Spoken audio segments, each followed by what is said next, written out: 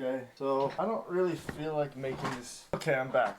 Yo, this is Darius. What's up? Not gonna lie to you, I don't feel like making this video today, but we're gonna have to do it anyways just because I have to commit to something or I'll never commit to anything. And we're making this video because it's something we gotta do, okay?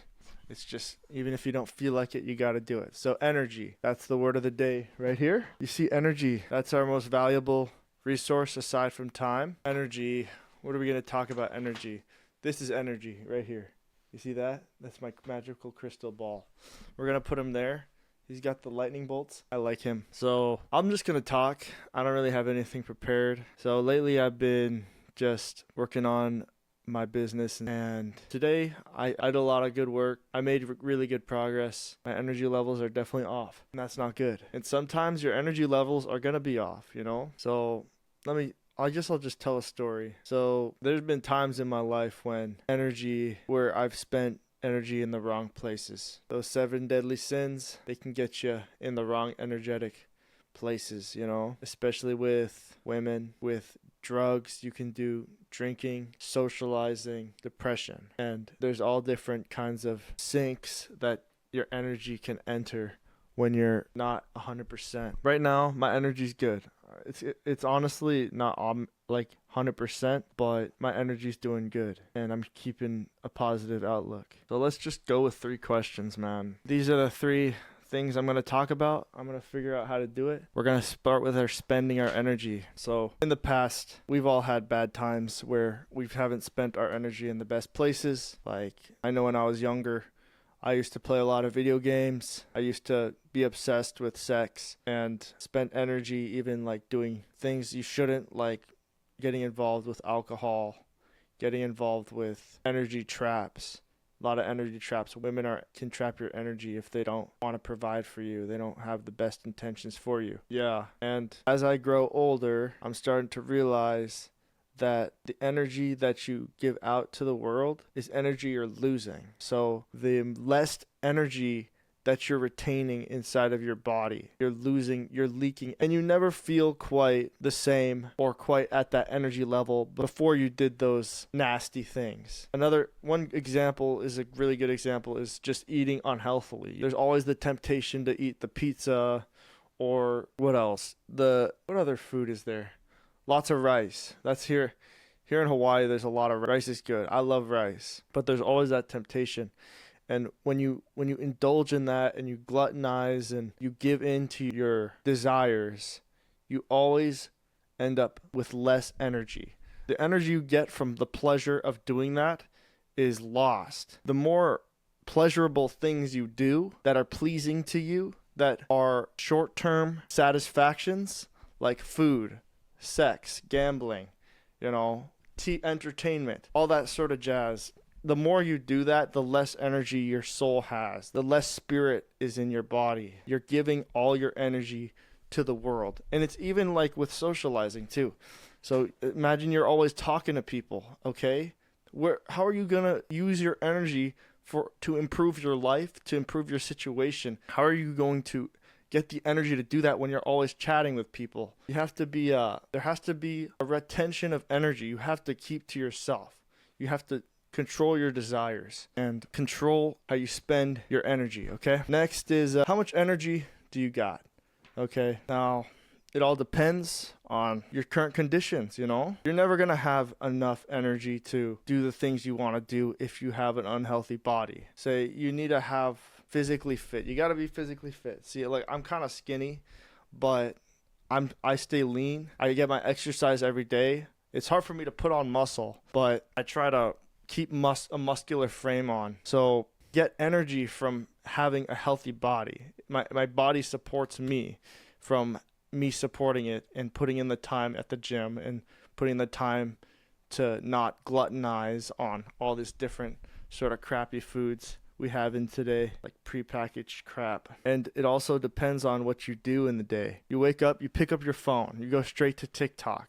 You scroll for an hour. You've lost so much energy by the end of that, and everyone who's done that knows that. You totally lose your train of thought. It's really bad for your brain. The amount of energy you have is also determined by your thoughts. So for me, right now, I'm trying to start this business, and what helps me have more energy towards it is the motivation and the challenge and the drive and the thought of this idea in my head. I want to get it out into the world, and I don't want to lose it, and I'm really excited about it, but it's not easy to do. It takes discipline, and it's not gonna be easy. You got to take it day by day. But how much energy do I have for it? It's all depending on my passion and my drive for it. I'm super passionate about this, honestly. This is something I need to do. Am I enthusiastic about it? I'm kind of scared. Yeah, honestly. Anytime you're doing something new, you're going to be scared. But am I certain? Hell yeah, I can do it. I'm so excited. I'm confident. I know I can do this shit. And I already can see the way it works out. And I already know that if I put my 100% of my energy into it, then I'm going to succeed. But it's easy to get stuck in the energy traps, getting distracted.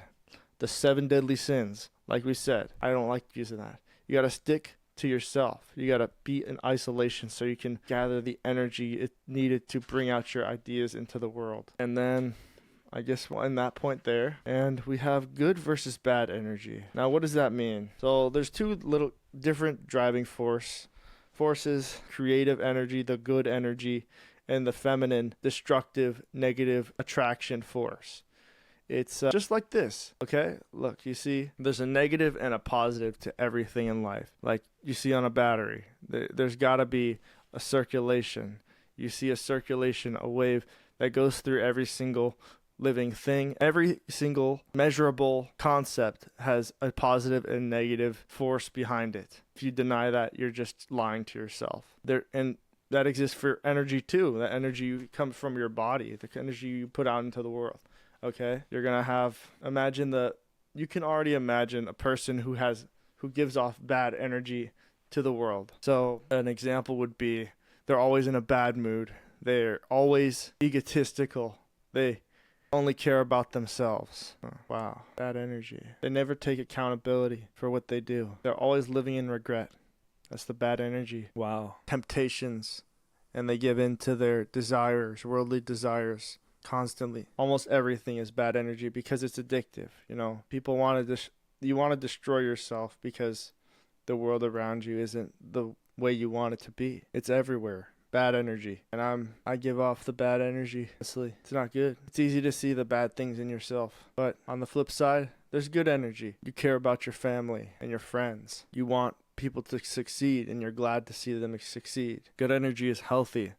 Someone with good energy is a person who'd be willing to sacrifice for me and the things that I do. Wow, that's good energy. And we should all strive to have that kind of energy in our lives. The thing about life is that there's always going to be good and bad energy because we are not perfect beings. We are imperfect, have flaws. And instead of trying to repair all those flaws, we should embrace them and try to work towards a better future. If there was always good energy in the world, there would be no reality, because there has to be good with the bad. That's just intrinsic to nature. And as a collective mind, we can do more good than bad energy, put more good energy into the planet than we have to put in bad, because you putting in good energy into the world is going to inspire others to do the same. It's good energy. So that's my journal for today. How long? Imagine we weren't recording, bro.